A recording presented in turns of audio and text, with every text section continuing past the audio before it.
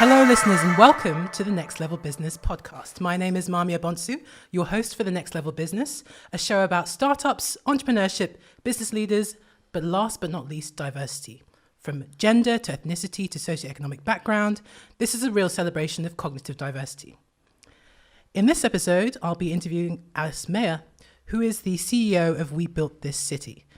And this podcast will be all about the retail revolution. So firstly, Alice, thank you so much for making time to be with us today. That's absolutely fine. It's lovely to be here. Great. Thank you. And I was so excited. I need to also mention how we were reunited. So of course we went to school together at Surbiton High many years ago.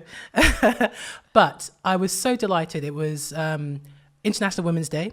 I'd gone to my alma mater, LSE, to see what their entrepreneurship event was for the day. And there was Alice presenting, and I was just so excited to see you. And I just thought, wow. Oh, it was so lovely for you to come as well. So I was so excited and inspired by your journey and wanted you to tell us really about what you're doing and your experience. Yeah. And also in these discussions, I like to get really raw and real and talk about the realities of the startup life cycle, and particularly from a diversity perspective. Yeah. So if we kind of rewind back a bit, it would be great just to have an introduction of who Alice is, who you are as a person. Yeah. Just as a baseline. Just as not the business, just the person. Yeah. Who is Alice? Oh, okay. Yes. Yeah. I never get asked this. This is fun. So I'll just start with I studied philosophy at university, and I was always somebody quite interested in kind of, I guess, bigger ideas, and I don't think I could have studied anything else at uni, actually. It was just, I was quite top down in my thinking.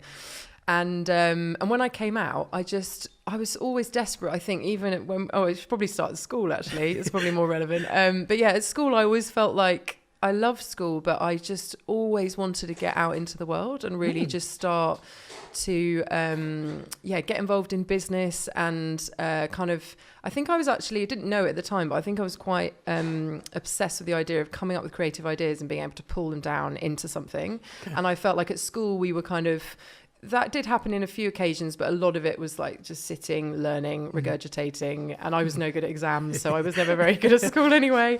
But I do remember at school we did the youth enterprise scheme, and I was CEO of like a company that put on parties for under 16s, and I loved that. So I think that the bones were there for me to go and do something, but I certainly, when I left university, I didn't feel confident enough just to go and set anything up. So and I just was about I was really desperate to get into the creative sector, but I was also quite interested in business as well. So I did I actually attacked for the first 18 months. I was like, I don't know what I want to do because I want to do so many things.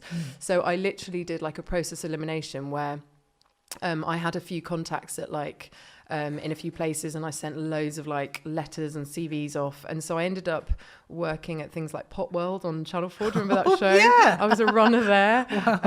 And I did some journalism at BBC and Press Association. And then I did, I worked for an events company where we put events on ships. And then I was a casting director. So yeah, I tried everything in the first 18 months, which I would massively recommend to any kind of young person coming out of university, because I think that you don't know what you want to do. You're too young. You haven't formed yet all your ideas about the world. So I think it's just so good. And then I ended up actually in PR. And PR was like a playground for me, because I could write, I could organize things, I could meet people from all sorts of businesses, go into their businesses and help them in different ways through, press and public relations, but really get a kind of grounding across lots of different areas. So then I am more than just my career, so I'm just telling you my career now, but all through that, really, I've always been somebody like throughout. I love work. I really do love work. I probably like it too much. But equally, my family are really musical, and I used to do quite a lot of singing as I sort of gave up when I was 30, actually. But I used to be very musical, and I've always been interested, like my brothers are really creative, and like we're in a very creative kind of, we have a creative family background. So my parents are gigging musicians. They're out every night. And I think there was just a kind of a sense at home that you were allowed, no one ever told me what I should be. They never said go and be a lawyer, even though we went to, you know, a nice school and all the rest of it, and they paid for me to go. But nobody said you must go and do anything. So although sometimes that can be quite scary, I think I was allowed just to follow that path. And I did, you know, and I love traveling. And I actually think that what I do now has some bearing on some of the experiences I had from visiting countries and understanding cultures and what they create as a way of celebrating that culture. But you know, that will probably make sense when I get there. But so when I left the PR agency, I actually went to I did 4 years there. Got a bit bored of agency life, if I'm honest, and felt like every time I would get some amazing bit of coverage, like on BBC News or whatever, for a client would say, oh, that's great, but I wouldn't really understand the impact. And I was finding that level of the depth a problem, because I wanted to really get my hands dirty. So I left the agency and went travelling, cliched 27-year-old, trying to find herself. Went all around Southeast Asia and Australia and did all that. It was so good. But it was there that I started to, I actually went to a place in Vietnam called Hoi An, which is like it's a whole sort of town that every single shop is a tailor's. So you can go in with any idea and somebody will create this just thing for you within a matter of days. Amazing. And it's ethical, like it's, you know, you pay well to have it done. But I was just really suddenly, like, my creativity was buzzing at that point, because I'd sort of rested and I'd been in Asia, I think, for about 2 months. And I was just like, oh, you can just go in and create, and then it got me thinking, maybe when I get back, I'll set up a product or a company. So that was really that was a little switch that flicked at that point. And then when I got back, I'd written, and this is something I'm quite big into, sort of manifestation. I don't know whether that's a word that's come up on these podcasts before, so I was on a beach and I was like, I'm going to write down every single thing I want from my next role, but not in a very specific way, but just in a very, like, do I want to work by myself or with a team? Do I want to work in a particular industry? Do I want creative autonomy? You know, and I was really thinking about all those things. So I wrote this kind of like 16-point list. Okay. And then when I came back, I ended up working for a company called, I took loads of old clients out and said, this is my list. And then someone sort of led me, luckily, to a company called Culture Label, which was a bit like, not on the high street, but at the time it was slightly more artsy and a bit more, actually some of the product was a little bit more abstract than what they sell on Not on the High Street. So that's kind of a very quick potted history of what I was doing just before I set up We Built This City.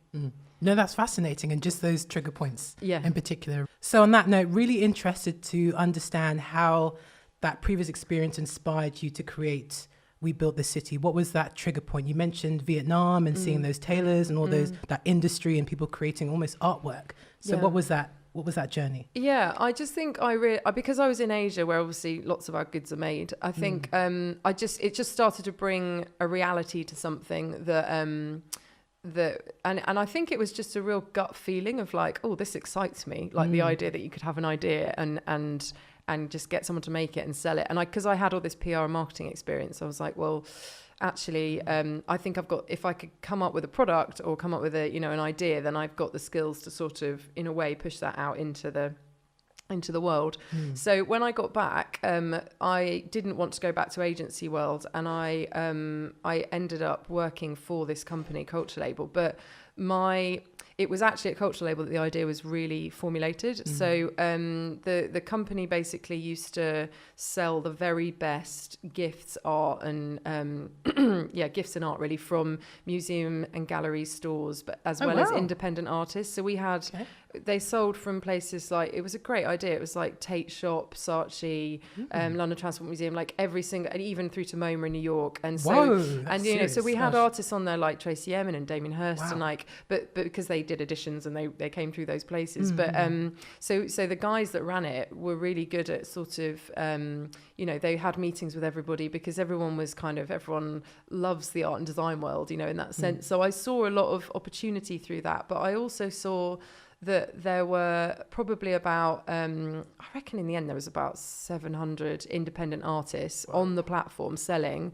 directly, so they weren't necessarily through stores. And every time I would meet them, they would say to me, do you know what, this is so hard because we are not able to, as artists, we're having to make work, find a place to sell it. And most artists, let's face it, they're not salesmen, they're not marketeers. So, you know, they find that really hard, and actually they'd have to go and sit in the rain on weekends at markets and go and, you know, really just become business people and administrators. And actually they're incredible creatives that need to be able to just get on and do work. And I kind of saw this gap where I was like, well, actually, particularly in central London, there's nowhere that you can house independent work like that, even though I could see it was incredibly commercial. You know, a lot of people think if you say artists, it's like original canvases for thousands of pounds. It's not. But there's a lot of artists out there who are making incredibly commercially viable products, but they don't always have the in with, say, a Liberty or a Selfridges or a, you know, because also they don't always have the margin to play with to sell into those sorts of stores.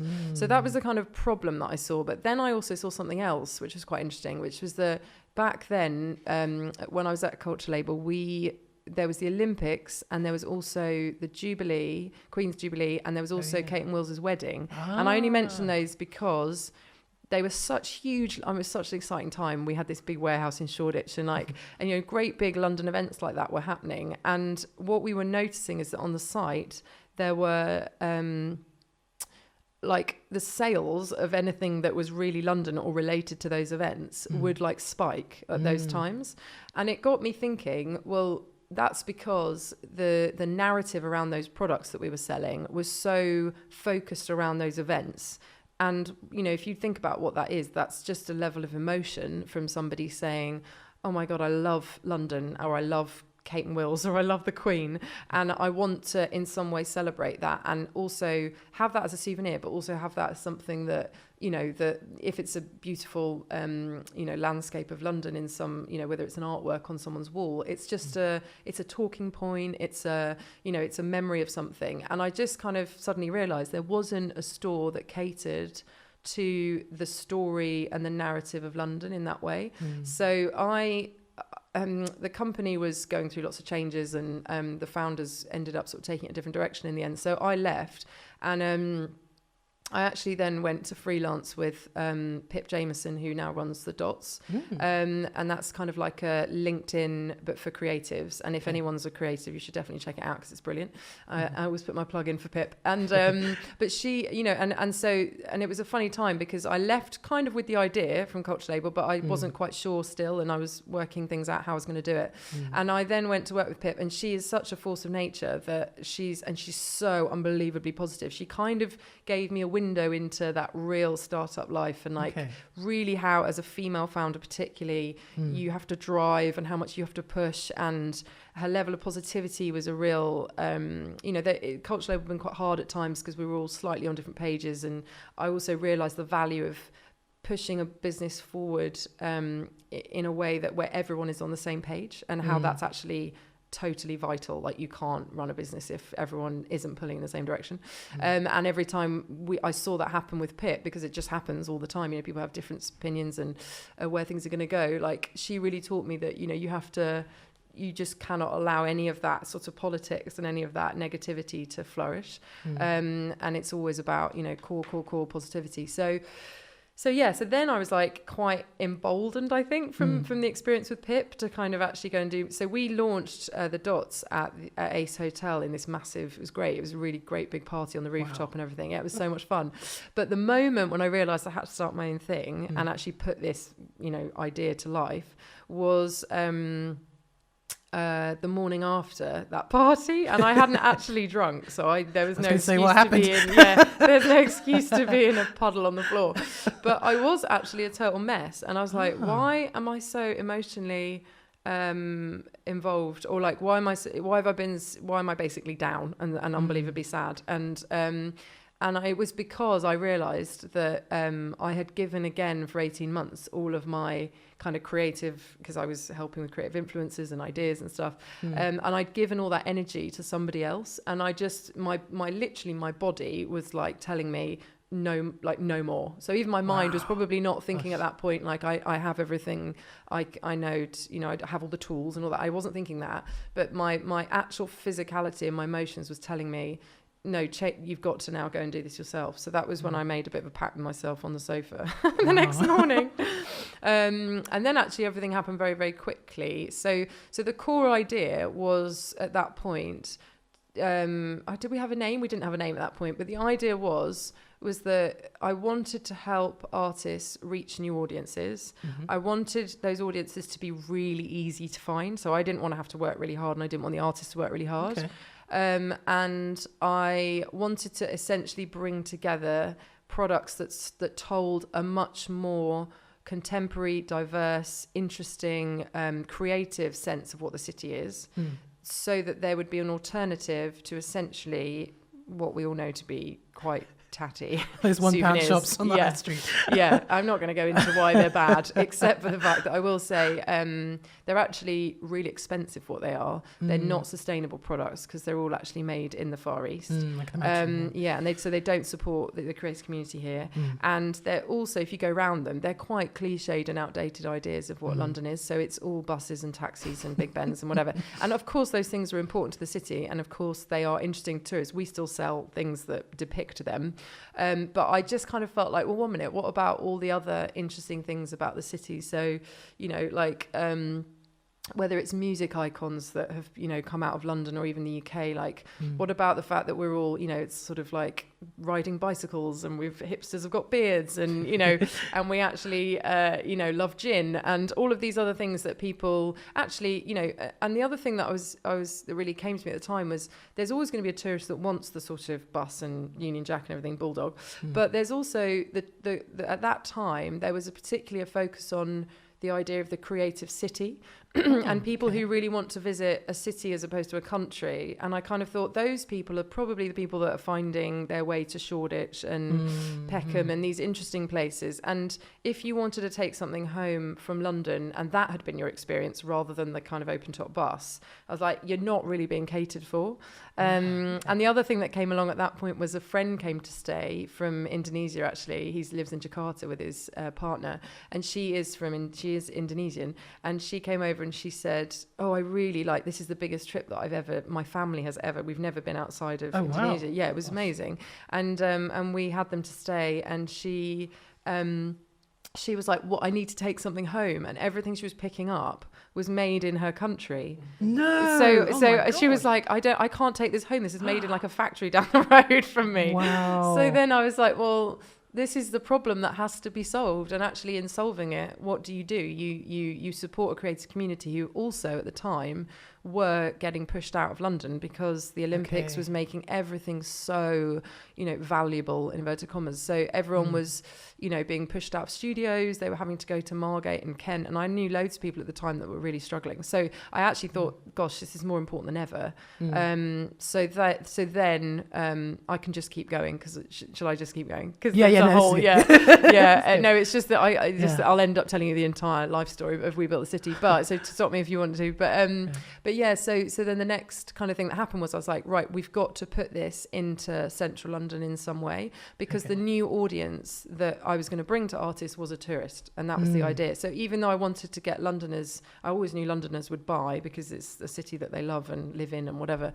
The core thing was how do we get like the doors open to an audience who just walk in because we're in a really iconic location in London, where, because I'd been in PR, I knew how long it would take to build a destination brand if it was down, even if it was in central London, but it was down a back street. So my next big thing was I knew kind of roughly what I was going to bring together product wise. I knew the artist from Culture Label. So I had about, I think on a pitch document, I had about 100 different artists with different lines of product. I mean, I literally no experience in retail because when I was at Culture Label, I obviously saw what they did, but I was just on brand and brand partnerships and PR.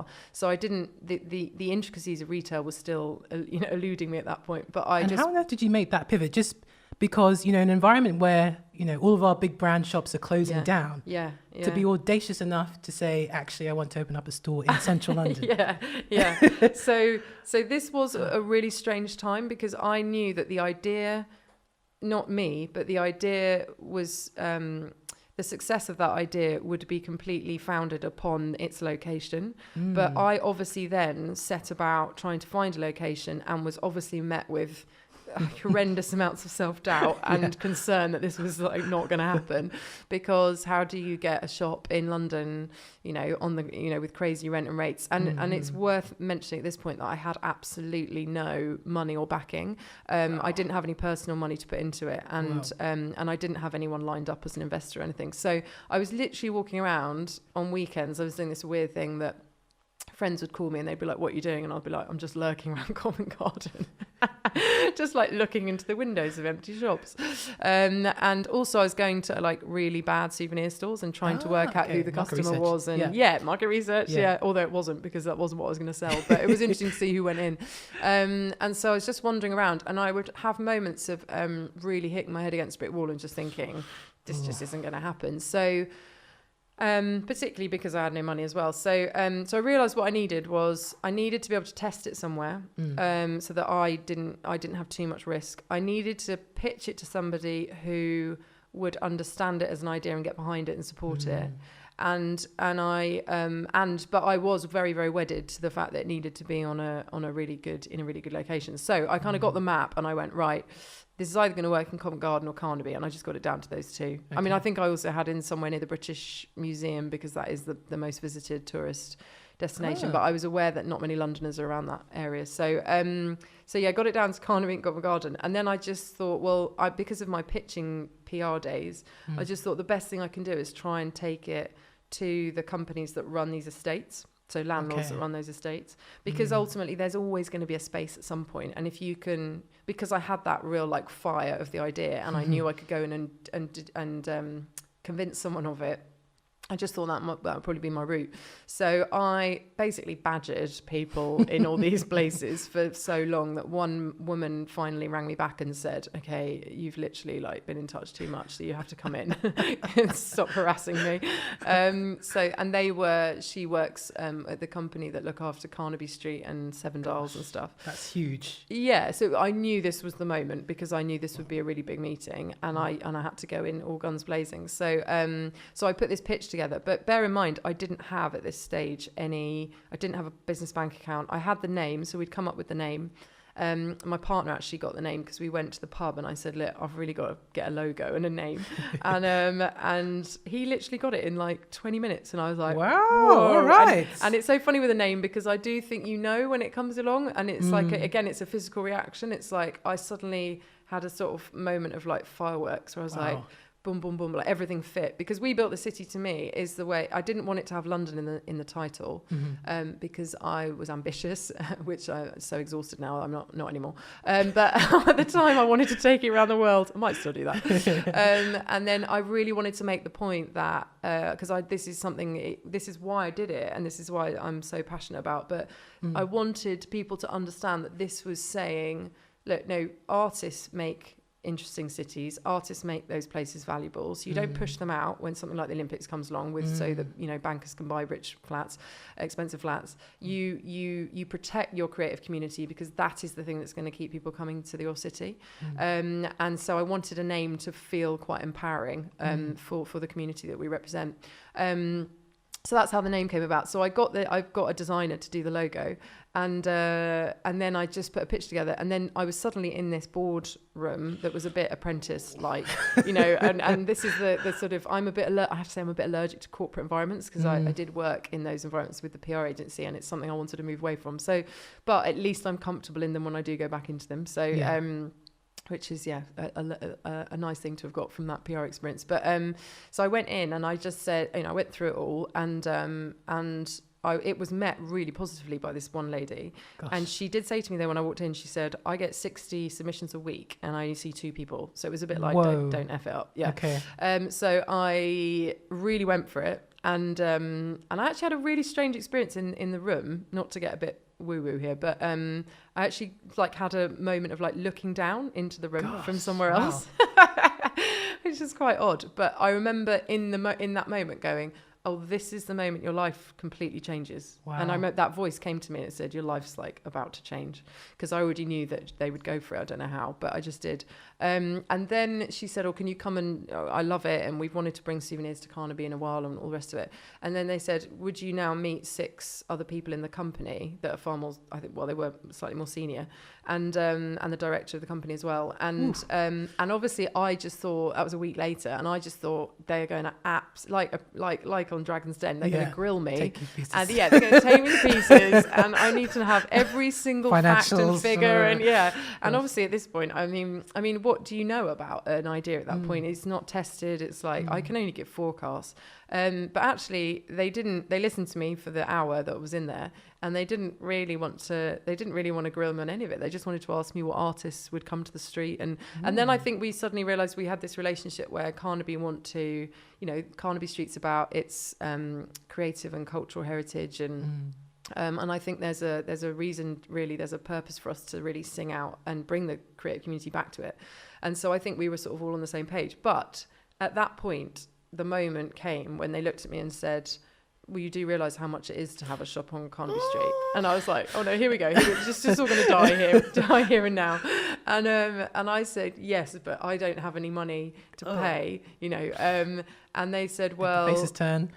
Yeah. And they were like, well, listen, what we can do is, we want to take a risk on this and want to give it a go. So we'll help you. We'll give you a supportive rate, which they did, which was great. Wow. But they then said, what we're going to give you, and actually bear in mind, I'd been thinking that I was pitching, this was October 2014, I thought I was pitching for spring of 2015. They turn around to me and say, we want to take a risk, but you have to do this in the next 3 weeks. Jesus. Open on November the 20th, I remember it's November the 24th. And the shop unit we're going to give you is on Carnaby Street, and it's 3,000 square foot over 2 floors. Whoa. I had 3 weeks to do it. And they went, can you actually do that? Oh, and God. I was like, and I obviously didn't think I could. But if you've been in PR for 4 years, you just say yes. Yeah. So I just said yes and walked out and was like, oh my God. So then it was just this absolutely crazy 3 weeks, like probably the most exhilarating of my entire life, actually. And there was quite a lot of worry involved, but also there was a sort of sense when I look back now that I don't know, it was just fun, because it was just like, I mean, this could just all go horribly wrong, but ultimately I'd been given an opportunity, and actually to be able to creatively, like, I've really struggled since that point, actually, because the first 3 weeks before those 8 weeks of trade was just the most, when you sort of, I felt like I'd opened doors to a level of creativity that I'd not had before. Oh, so you're in like flow, I was in flow. I was totally in flow. And I also opened doors to a lot of other people coming in to help me. So I had literally I had people coming in from agencies in Soho to help me at night. I had friends coming in at 7 a.m. to move bricks. Like I had, I didn't know anything. I didn't know how to run a store. I didn't know how to do it with technology. I didn't know, even setting up a business bank account took 3 weeks. Whoa. So, and I didn't have any money. So I had been trying to get money from Startup Loans Company, and they'd offered me 9,000 for the idea, but it was going to take them 9 weeks to give it to me, and then I had to call them up and say it's happening in 3. So in the end I had to beg, borrow and steal from lots of different people just to get enough money to basically I split that money between half obviously stock and half interiors. So and luckily, I don't know how I've met her, but I've got this incredible friend who I met at Culture Label, actually, who's this incredible interior designer, but she's from Margate, and she's a bit like I just get everything on the cheap. So I was like, Anna, I need your cheap skills here, So that's kind of how we pulled it together. I don't really know. I mean, and also because I'm a PR idiot, I just was like, oh, let's do a PR launch before we even open the shop. So I then had the pressure of all of that the night before, which was just hideous. But so I've never done that since. That's very silly. But and then we opened the doors, and I really didn't know what was going to happen. And even my partner said to me, look, Alice, you do know that, tat is tat, but ultimately there's no accounting for taste. And he was like, maybe that's what people want. So don't just assume you're going to do well. And I was like, okay, thanks for the vote of confidence. And then we opened the doors, and I think we sold about 25,000 products in 8 weeks, which was a really big success. I mean, it was Christmas and it was mayhem. And No, I but have still, there's never so many worked options, so hard in my right? entire So to life. sell Yeah. that during that period Yeah. is a big validation test, right? Yes. Wow. Yeah. You're right, actually. Gosh. And it was like, if it doesn't work slap bang in the middle of Carnaby Street in 3,000 square foot shop at Christmas, then at least you can just walk away and go, well, it didn't work. Whereas what I didn't want to do, and I think this is really key for anyone thinking about setting up an idea, is there needs to be an integrity about what that idea is and what that idea needs. And it needs to be honoured in a way. It's like if I had gone down a back street because it was a bit cheaper, what would have happened is I wouldn't have sold as much. I wouldn't have ever really known. I would have then turned around to all the artists and said, oh, I didn't really sell as much as I wanted, but maybe next time if we got a different location. And then you've just eked out, a sort of process. It doesn't need to be eked out, I don't think, as much. So I didn't want to put myself in that situation. I just wanted to basically go big or go home, which I realise is not always that easy to make happen. Yeah. But actually, if I can do that, like anyone can do it, because I wasn't even pitching for Carnaby Street. It was just the idea that people got excited about and then gave me that opportunity. So I think, if your idea is strong enough and you've thought it through and there's and you've got your brand and you've got I'm a very passionate individual. So I think also you need to have the communication skills and the passion around it to sell it to people. But actually I think I've learned now that there's no limit to how you can start a company. A lot of people said to me, for example, you should do it online because it's cheaper. And I'm like, but souvenirs are not online. They're in they're in the place. They're in the moment. They're in a shop. That you can touch and feel them and connect with them. So there are lots of different ways I got advised to do it, but I was just headstrong on, no, this needs to be physical bricks and mortar, even though that's a bit mad considering all the shops are closing down. in quite a difficult situation. Yeah. Wow. Yeah. No, it's just fascinating. So would you say that you're a big risk taker? Because I think everything you said have been huge risks, particularly without capital. Yeah. Yes. Yeah. Because what was so funny is on launch night, we didn't have anything on our shelves and people came down drunk and were like, where's all the stock? And you'd be like, it's all on the tables. So what we did is we waited 3 days and we took enough money in those 3 days to just quickly reorder. Wow. But it was like that. It was absolutely hand to mouth. Yes, I think I probably proved at that point that I was a risk taker. I'm not in other parts of my life, I don't think. I actually detest change in lots of other ways.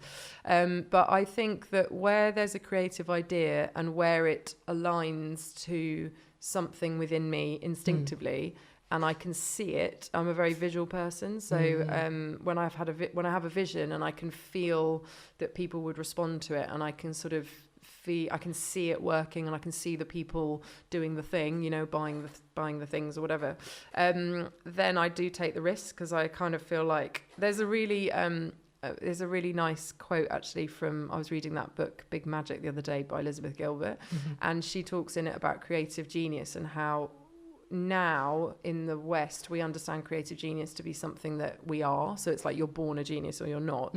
And back in the day, in like Roman times, or I think it was Egyptian times, like there was kind of a sense of like your creative genius comes and visits you.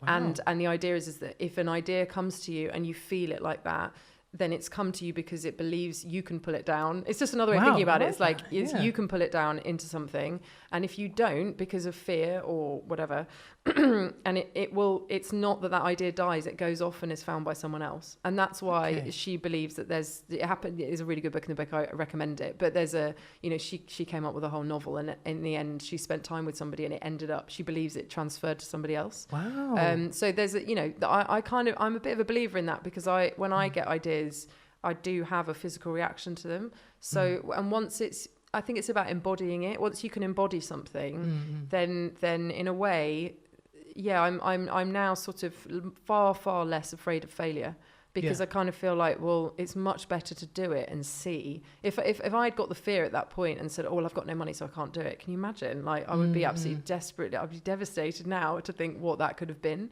So, I mean, I'm not saying it's been an easy ride. It just hasn't been. But it's totally worth it somewhere. No, definitely. And I think I've got a comment and a question, just because so many times when we read about entrepreneurship, people are always saying that, oh, you have to be a risk taker, you have to be this. But to hear that it's not, and I think also that boilerplate template is very much from a stereotypical male-dominated world where if you do this, if you behave like this, then clearly, yes, you're suitable for entrepreneurship or you're suitable for this journey. But actually, you've spoken about how you're a well-rounded person. Of course, there are some areas that you're not so sure about, or you are risk averse. But when the passion takes you, that's what charges you forward and will help you break through anything. Yeah. And I love the way you also talk about, I guess I'm trying to find the right word. It's almost like the spirits, the energy, all of these non-tangible things that affect you. And it's almost like, in another life I was a dancer, but it really speaks to me that when you're taken by the spirit or things, there's no words to explain it, but it's that. And it's what you said earlier about flow. Fever. It's But there's also, you're right, flow is once you've stepped over that line, but the fever is the beginning bit, and that's when you're in the midst of it. And I think the one thing I have definitely learned is that along the way is that I got in a couple of years into it, I actually had a moment where I became very masculine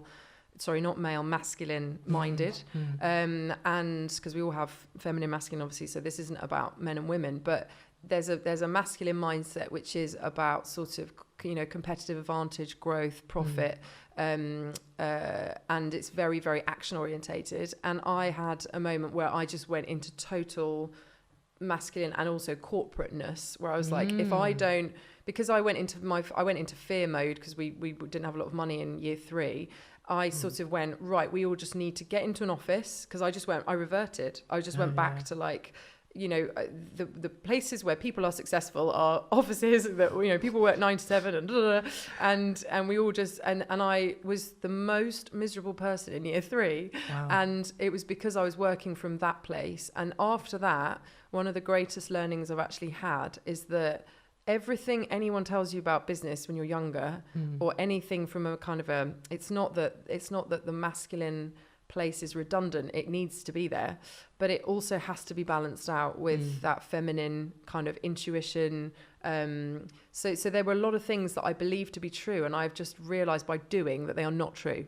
So for example, if it makes sense on a spreadsheet but it feels wrong, it's wrong. Wow. Okay. So everyone is working a lot of the time from these very analytical, rational, logical places. And actually I've realized that if your business is, and I wouldn't say this is always true of bigger corporations because they have to work in a different way, but where you're working as an individual, I think that you are essentially, your idea or your business is an extension of you. So you are going to have to feel your navigation system for that business is you.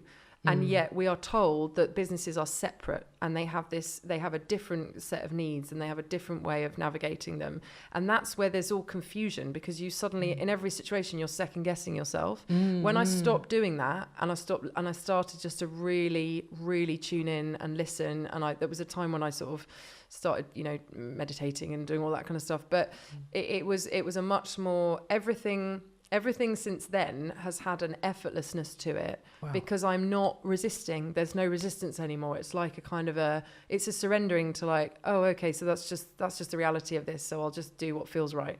And actually it's such a weird, vulnerable place to be, because you just think every time like, this isn't what anyone else would do, or like, this isn't what society would do, or my old boss would have done, not Pip, she would have done it, but other people.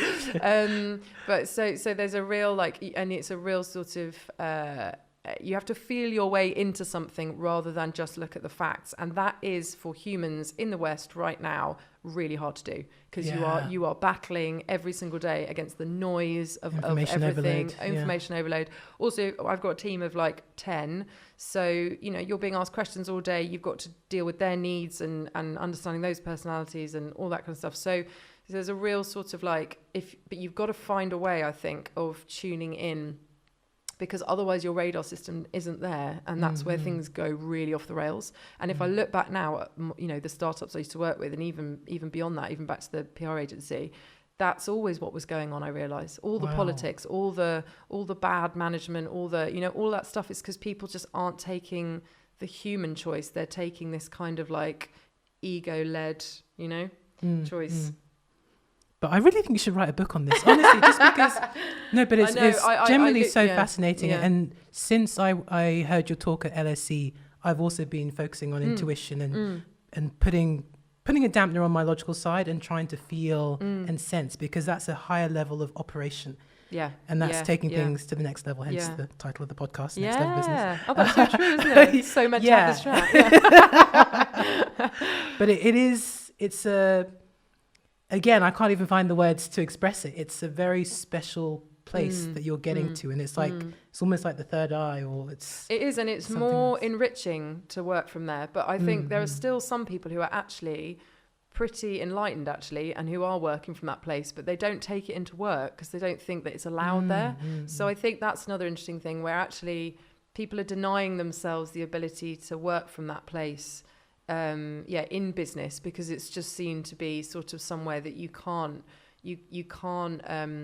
allow that sort of fluidity to come in, because there are structures that we've created that are basically unbreakable, but I think for mental health as an entrepreneur, that's one of the biggest breakthroughs I think you can make, because I definitely went through, I was so depressed in I keep calling them like year 4 was, so year 3 was corporate hell, and year 4 there were some really positive things as well. But in year 4, it was like, I was we started as a pop-up, obviously for that 8-week period. And then we got invited back by the landlord. And then they said, we'll just carry on as a pop-up for now. So when we were a pop-up, the biggest challenge was we had to keep moving. And we would pop-up shops that looked incredible, and then 4 months later have to leave, and then there wouldn't be one for another 4 weeks, and then I'd be like telling my staff like, please stay with me, and I don't know but I didn't know what was going to happen, and know, sort of making it up as you go along as normal. But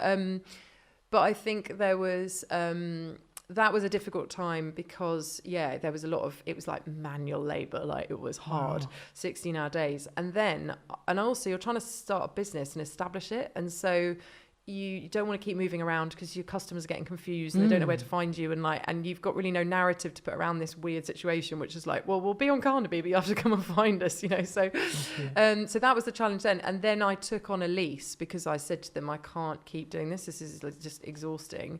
And then when I took the lease on, it was a big step, and I was actually relieved, but I remember my partner being like, oh my God, this is now when it gets really tough. And I was like, what? No way, we'll just grow it from here, it'll be fine.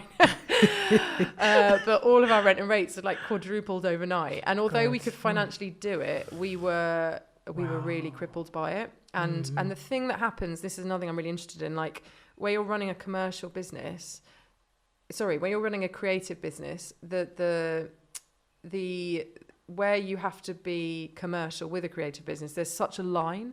And if you have to be too commercial, then ultimately it just stagnates all the creativity, because you have to, every decision you're making is about money, and creativity can't exist in that form. It can't do what it needs to do always. Sometimes it can, and actually sometimes if you've got a really small budget, creativity's like can be really pushed in a weird way. But when it's consistently pushed and pushed and pushed, I was just finding it like, I'm basically a creative person, I don't even want to think about money most of the time. So I found that really hard, and I think over those 3 years, that was where my mental health struggled, because I knew that, there's this sort of a voice saying, well, you've got to run a business, so you've got to be commercial, and you've got to just get into this world where you say no to things and no to artists, and and it just didn't sit right, because the idea was always about supporting creatives, and in a way I was like, I also want to be supported to help them, because I'm the one supporting them. So it's like, and yet,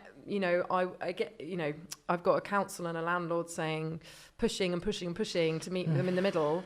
And that was really, really tough. And then, last summer, I would say that was when I really reached burnout, where I just couldn't get up in the morning. I just couldn't do it. Because something that I had loved and put out there, and was still actually doing a great job, like no one would have known I was at home under a duvet cover, was just really not working for me.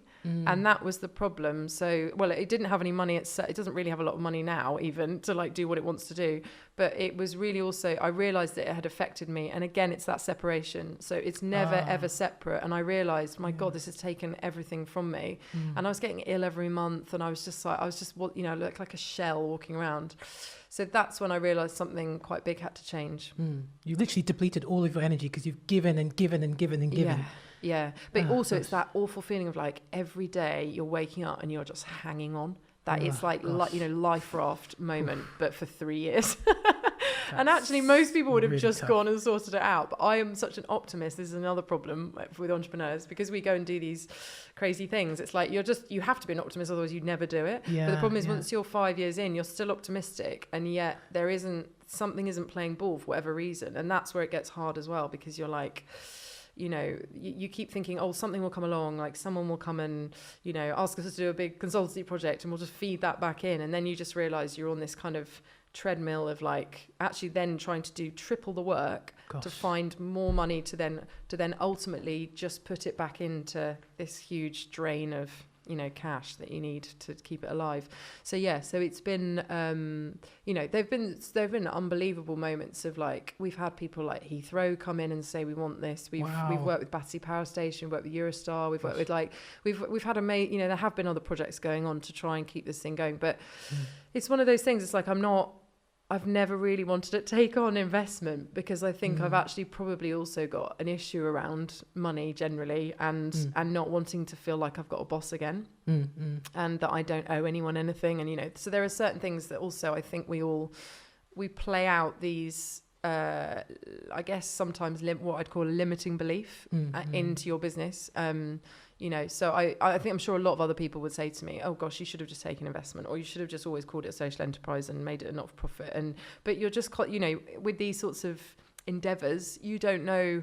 You just don't know. That's the thing. You don't, and every day you're trying to work something out. And and there was definitely in the second year two, was when I was like so desperate to be like the big boys on Carnaby. So I was like, I really want to be taken seriously. I really want a lease. Like, I really don't want to ever do anything that doesn't look as good as anyone else. And then I had this moment of freedom where someone said to me, that the whole point people like you is that you're not Puma and you're not Boots and you're not, so just like, why don't you just go and be a bit, pop-uppy, and don't worry about your interiors and how little money you've got to put into it, and just go and make it as, creative as possible. So there's been so many moments where I've even got the wrong idea of what I'm doing. And then it takes someone else or an experience to kind of pull you out of that and make you realize, oh God, I've got into this totally ridiculous mindset. And now and I've always found holidays the only way to get any perspective. Like it's until I get on a plane that I can't see back in. And that's the other thing, because you get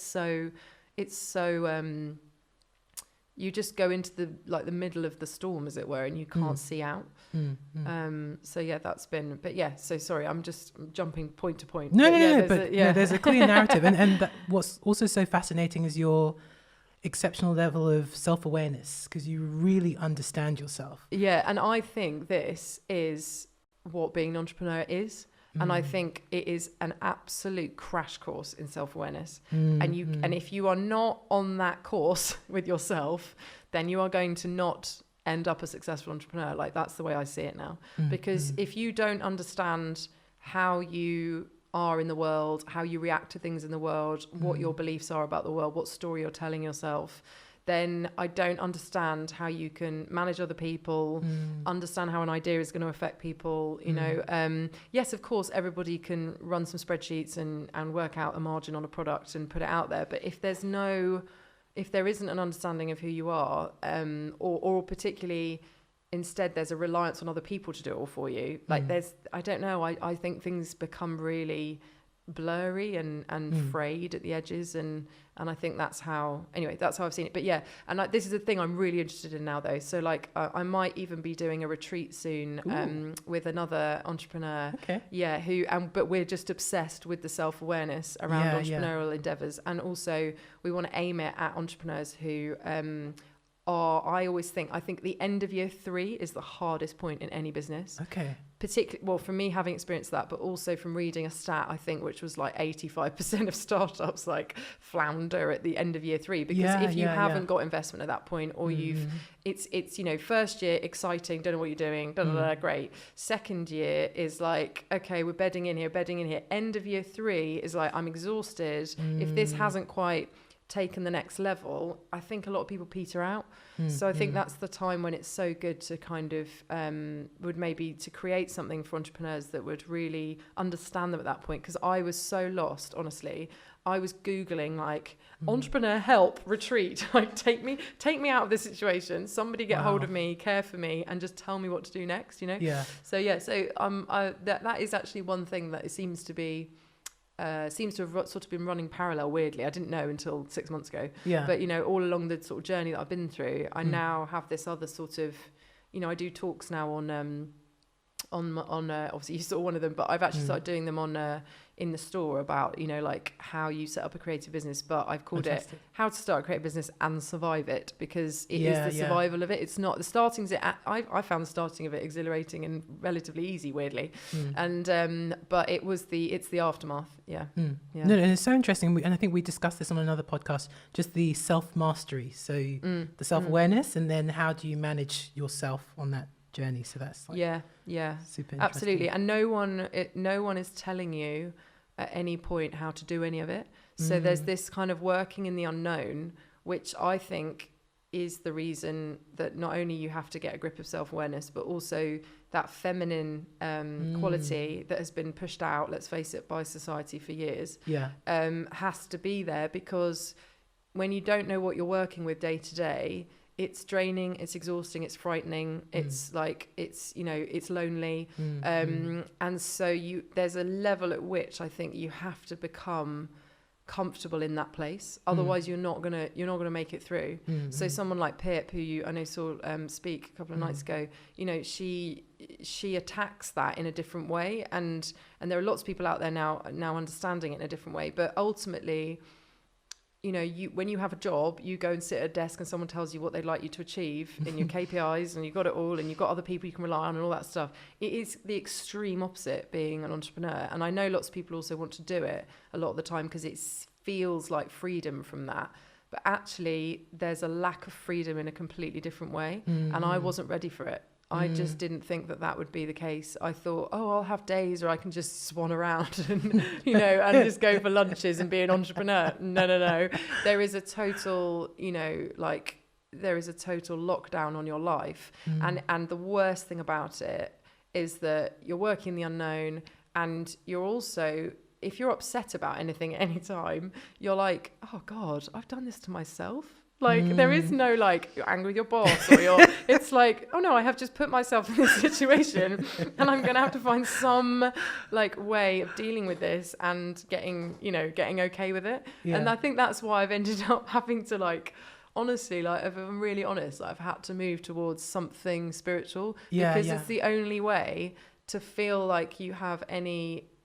It's the only way to have any kind of guiding, you know, sense of what you're doing in that unknown space every single day. So, and then when, you know, someone showed me through meditation that you can actually start to really listen into an inner voice that exists. And then you're like, oh, thank God. Like that was my moment of like, oh my God, there's something I can hang on to here that can help me through this, you know?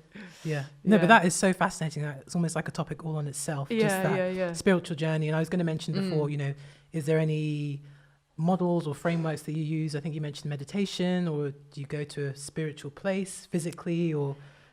So how do you tap into that feminine voice as well? Because that's super important.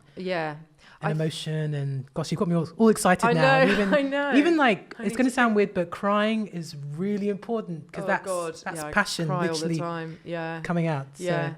I think the ways. So when I gave up I suppose when I realised what I'd done with the kind of corporate kind of, you know, everyone was in an office. I used to literally walk up to the office door and have like a semi-panic attack because I was so unhappy. And then it's sort of, I just had this, and then I had the kind of proper burnout. And then the first thing I did was I go to the northern part of Ibiza quite a lot, which is not, I know when anyone says Ibiza, everyone's like, oh, so you've been partying, have you? And I really stopped partying about like 7 years ago, sadly. But there's a really amazing like quite a sort of off-grid community up there in the north, Okay.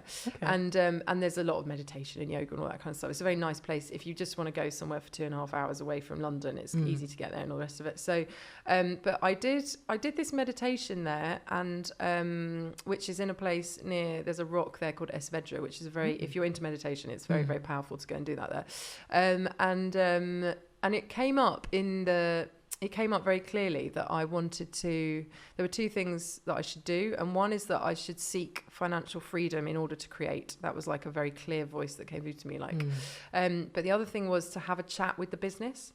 So although actually this, currently on this podcast, I'm saying that the business isn't separate to you, there is a sense that you can, like, it's just really another way of getting in touch with your own inner voice. Yeah. But there was a way of like, so I did that. So I had this chat and the business was like, look, I really like what I do, but but I need more space, and I need to, I want to work with more artists, and I just need more money, and so all these things came out, and it was kind of a nice way to actually get, weirdly, a little bit of distance from what was needed. But it's a good exercise to do, and actually some people do it if you're in a team of people.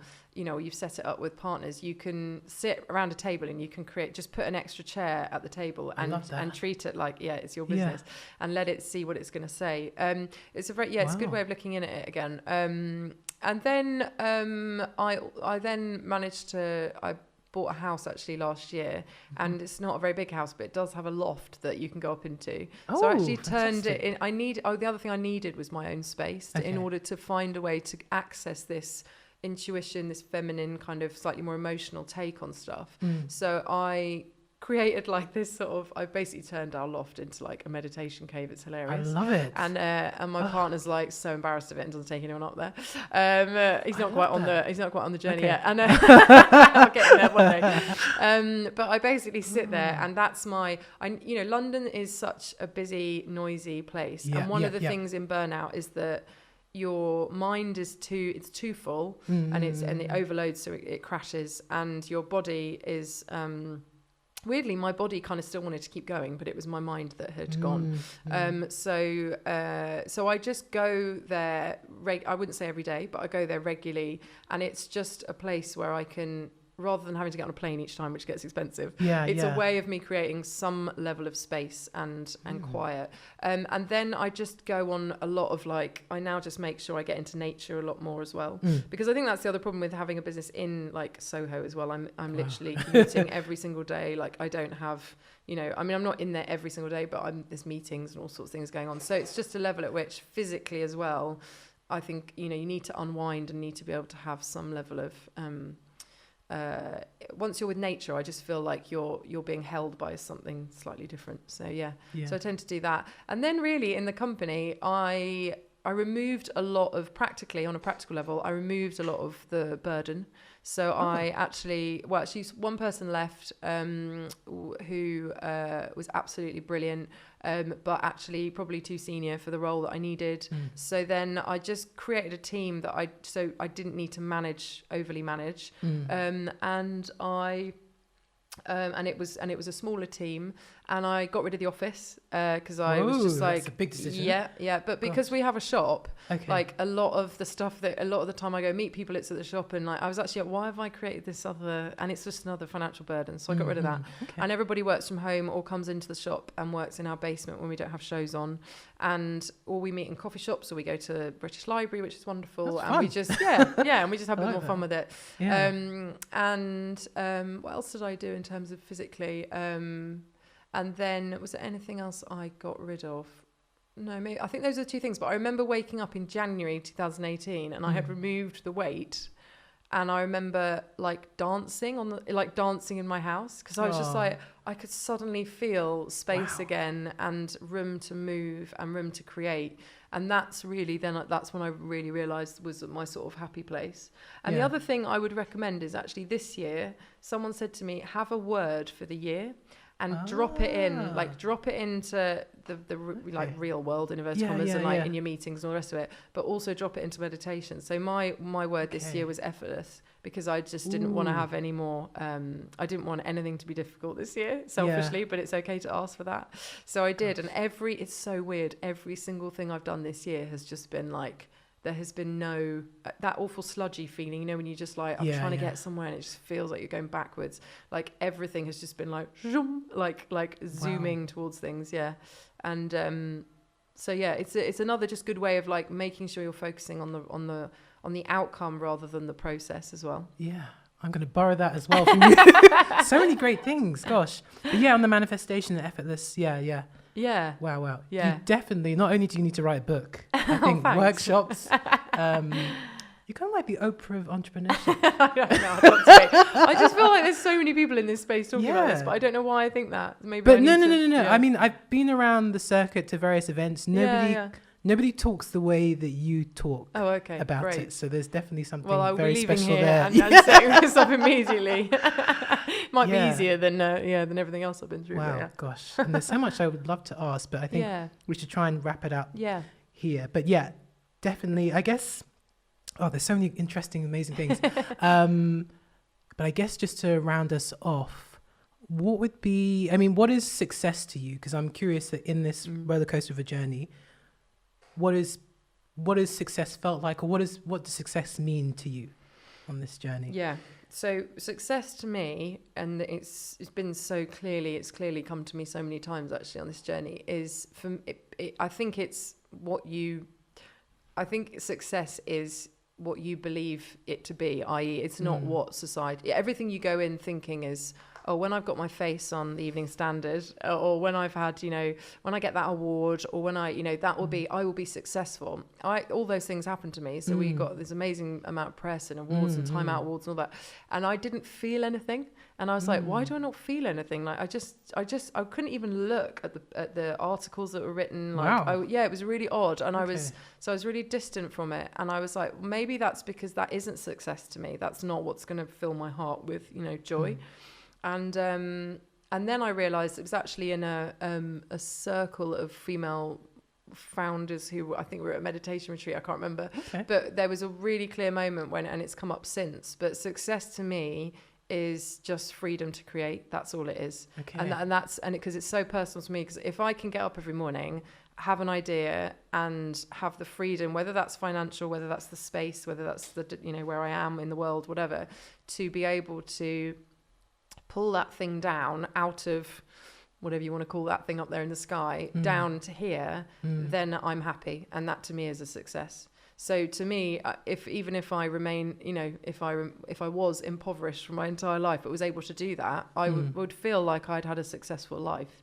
So I think you have to work that out. And that is, again, why I would promote the idea of extreme self-awareness and mastery through this, because it's only when you look at a lot of people who've got a lot of money and they're hugely senior in companies and they're wealthy and they've got wonderful but they're desperately unhappy, and you can see it. It's written all over their face, and you don't even need to talk to them, you can see it. And so it's, or broken homes, success is what success is to you. And but you need to know what that is, otherwise you will go down paths that you think are going to lead you to the rainbow, and they won't.